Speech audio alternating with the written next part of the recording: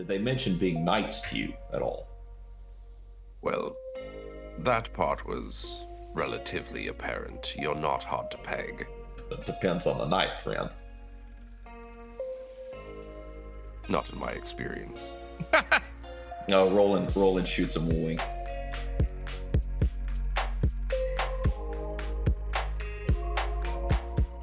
You may now add, I'll send it to you later, but you can add augury to your character sheet, and you can cast it once a month. Yay. But it has to be with spoons. Obviously. What else would it be with? Are you insane? I can't believe this is the point that we're getting to with the spoons. Why? BK's not going to believe this. He came back with a treat. As a ration. That is a great example of wheel. So the night continues on.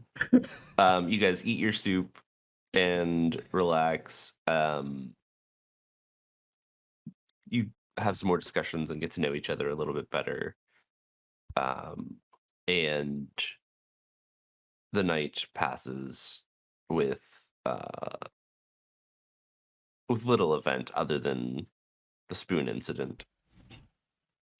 Rogak explains the crab man comment, and you, Sir Roland, learn a little bit more about what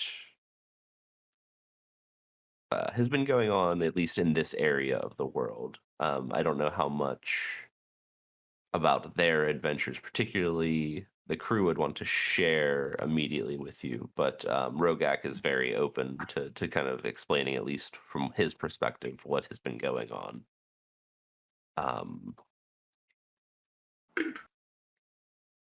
Rogak offers to do the first watch this evening around the town, as he wants to kind of go and check some things and see to make sure that all the people are kind of that are left in the city are at least okay. Does anybody want to stay up and also do a watch with him? I'll go with him, unless somebody else wants to. Roland volunteers to go with him.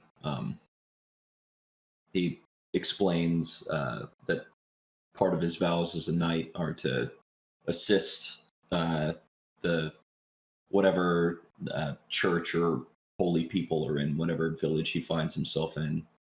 A sort of like a penance, an act of service as part of his oath. So he'll take this as being part of that.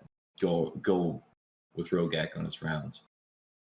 Emmerin will hear you say that and kind of just look at you, look at Rogak, give a thumbs up, roll his eyes, and then go upstairs to his bed. Just pick it up one person after another with a giant stick up their ass and the fucking goody two shoes. Jesus. If you would roll a perception check for the evening's rounds, Sir Roland. Rogak rolls a 15, but he's also not particularly worried about anything coming out into the town. He's more concerned about particularly the people that were in his quote unquote in his care. So he just stops at a few homes throughout the evening and just is checking up on people as he wanders the town. Roland rolled a 17. He also volunteers to help heal any sick or injured they have. He's still got his full pool of lay on hands. Full pull.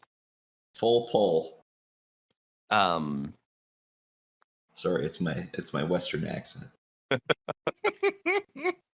Everyone.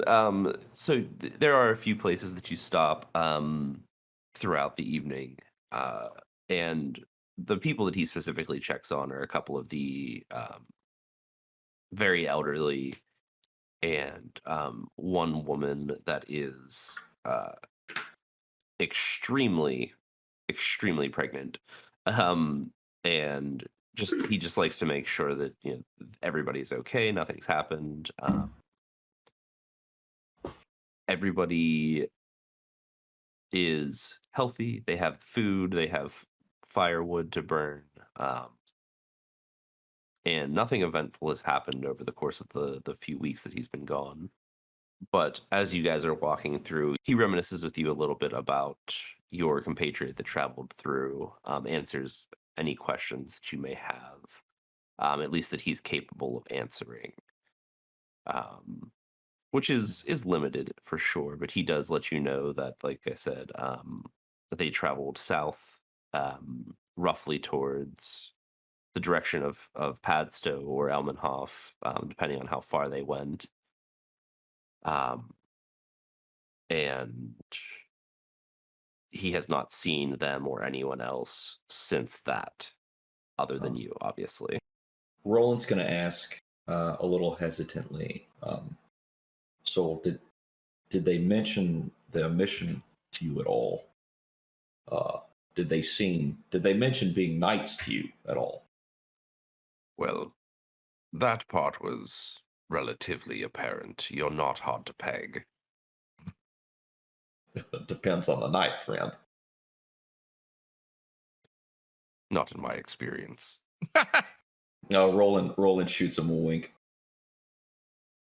But their goals were not explicitly discussed. No, I made sure to give them a place to stay and made sure they were fed, but beyond that, we had very little communication. Awful kind of you. Well, that's good. If they seemed healthy and in good spirits, were they displaying our sigil, I suppose? Not openly. It seemed as though, I don't know if hidden is the correct term, but they did stay covered for the most part. Well, thank you very much for your time, Rogak. Absolutely. That is part of what we do here. I wish that we could be of more assistance, but as you can see, there are very few of us left at this point, and it is becoming more and more difficult to provide. Oh, I know the feeling. Times are hard. But we can only take it one day at a time. And he kind of lightly slaps Rogak on the back. And I did not explain this again, but Rogak is a very, very large individual. He is a Goliath. He's 7'2". He's about 270 pounds. He's an older man, kind of sickly and pale. But he walks with a walking stick. To carry his weight for the most part. He keeps it off his left leg. But he reaches up and slaps him on the back. You just jump up. Yeah, just there you go. But yeah, just I should have explained that more for you, but you probably did explain it in the stream before now. well before. If I was worth a damn, I would have watched. Sorry, watched man. all 80 hours of. My dude, he introduced me to Rogak. Like I was there. He introduced me, told me all about this guy, and I only just now learned he's a Goliath. Yes, he is a Goliath. So I hear ya. Well, that's why we had to, because none of us could carry him, so that's why we had to go get the owlbear.